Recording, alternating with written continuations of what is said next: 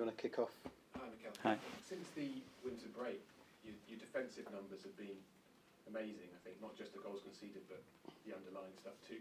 What, without revealing all your tactical secrets, what's changed and what's made that suddenly so tight?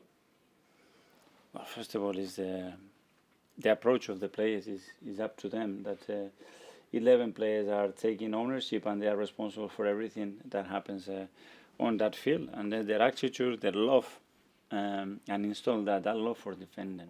You have to love it. If you don't love it, it's because the manager is shouting and pushing at you. And when you put something into their system and they enjoy doing that and they take pride of that and they celebrate that defensive action, and they do, an assist or a goal, you can take that to a different level. And I think that's spreading amongst the team, and that's contagious. Like the attacking part is contagious. I think that is contagious as well, and it's something that, in my opinion, is really important in the team. And how much, we know how you want the whole team to press and to be aggressive. How much does it require all 11 players, like the way Martin presses, for example, high up front? How much does it need everyone to be doing it for it to work the way it has been? Yeah, everybody has to be connected because every space, the timing of it as well, the approach, the distances that you have between players to reach certain intentions of the opponent and structures. It's a lot of things, but they know it now. I think it flows. They do it in a natural way, and it is efficient, and we have to continue to do that. Thanks, Sam. Gary? Can I ask you, Mikel, how many points do you think you'll need? You always ask me this question. I never get it right. So you can This is the chance to get it right. Yeah, I don't know. As you were saying now, the demands, I don't know. You might have to win every game. I don't know.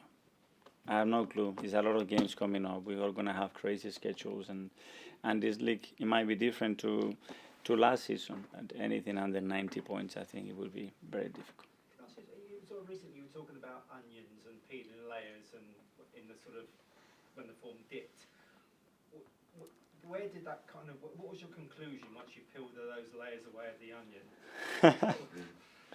That we have to improve in every aspect. That's it.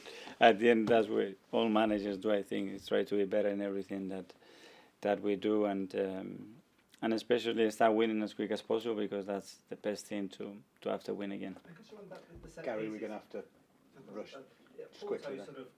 Porto played on the referee in the game of the set pieces, with sort of falling to the ground and disrupting like you.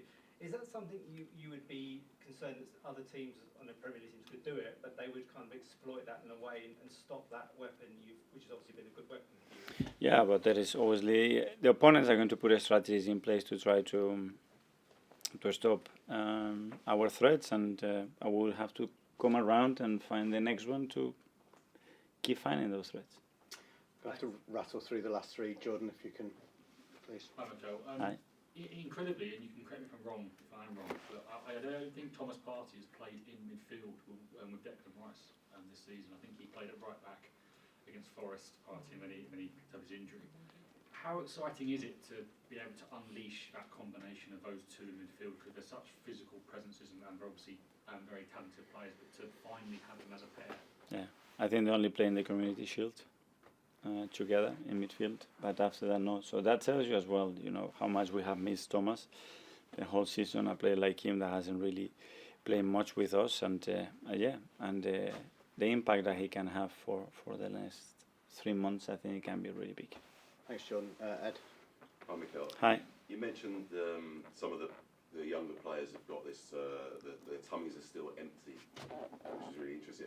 Do you sense now this season, and especially at the moment, given the way the team's been playing the last few weeks, that they're really focused on the target, and that they're not going to kind of stop until you achieve what you want to? Yeah, and the target is clear. Is be better every single day, and when it comes to the weekend, earn the right to win and do everything that you possibly can to earn the right to win the game. And this is the focus. And the way I see them train every day, it gives me more reasons to believe that that we will have a good chance, because they really want it. Thanks, Ed. We'll just go to Neil and then Simon for the last one. Just follow up on the question about Thomas and Declan in midfield. Yeah. What Thomas can, even with Declan, the effect it can have on him. Do you think it can help him as well as the combination, the possible combination, and how he can help each other? for sure. And I would have to see, you know, that chemistry on the pitch and those qualities and the things that we have to tweak around them to make sure that they play in their strength and they make each other better. But I think that would be a very powerful midfield. Thanks, Neil. Mikel, just on Bukayo, he's got 7 goals in 5 games now. I know we've heard from him just before when he's talking about Cristiano Ronaldo and these sort of goal-scoring wingers. Do you think for him, he should be looking at those players who score sort of 25 goals and thinking it's realistic for him to think I can be that type of winger? Do you think that's in his capabilities? Well, I hope he's doing that because he can become much better. I think he can get in better position still. His finishing, especially with certain surfaces, has to improve. And his timing as well, so he can do better. And just on having these players back, obviously you're going to have so many options. As a coach, is it something you're now relishing, having these selection headaches, trying to think, how do I get Thomas in the team, how do I get Alex in the team? Is that what you're looking forward to in this run? Yes, but having that option as well, and first of all putting always the intention to say, okay, what is the best way to hurt this opponent and what is the best lineup to give us the best chance to win the game, and that has to start. And then, yeah, there's always the difficulty of putting one player on the bench or of starting another. But I think we're going to have a lot of time and minutes for a lot of players in the next 3 months. Thank you very much. Yeah, thank you. Cheers. Thank you. Thank you. Thank you. Thank you.